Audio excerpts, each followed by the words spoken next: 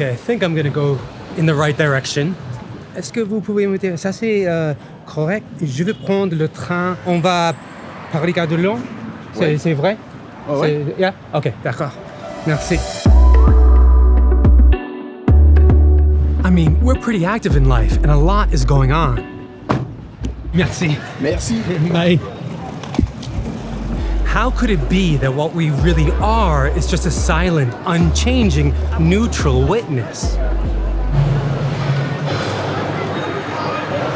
It seems kind of sterile, cold, and far removed from our daily experience, and not something we necessarily want to identify with.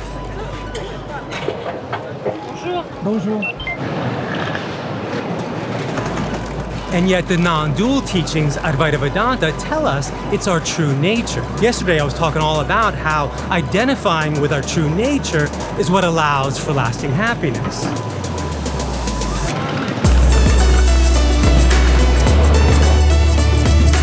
I made a distinction of investing our happiness in the constantly changing experiences of our thoughts, circumstances, and relationships versus investing it in the experiencer itself, the self with a capital S.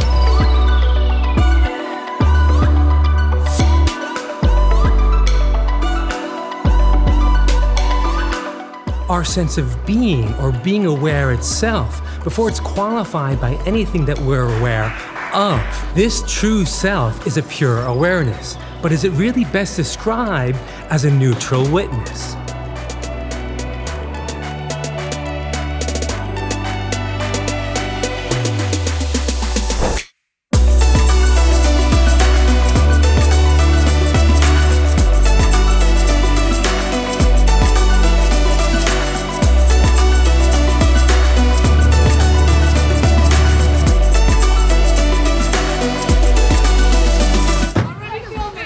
Of course, I'm vlogging right now. Such a Southern France vibe. Come here.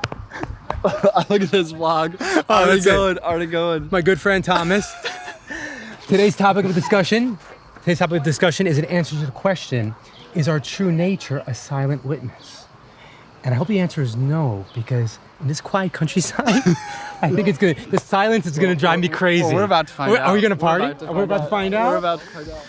Okay, this is a much quieter place than in Paris, so more appropriate to talk about this silent witness. The non-dual spiritual teacher Rupert Spira teaches that early on in our investigation, if we're completely lost in the content of experiences, then it's legitimate to discriminate between ourself as the witnessing presence of awareness and that which we're aware of. But later, we can collapse the distinction and express the nature of this awareness in the midst of experience.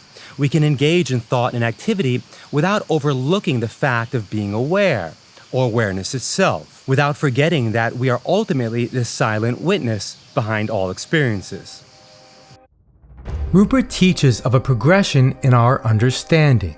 He talks about 3 stages of enlightenment. He talks about being the witness of experience as the first stage. We can realize that we're not our constantly changing thoughts or bodies.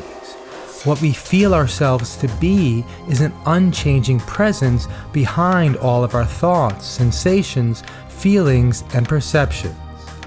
But if we stop our investigation there, it can seem like we fall short. What's the nature of this witnessing presence? Is it separate from our experiences? Is it only this aloof, inactive potential for experience? The second stage is to therefore realize the nature of this awareness.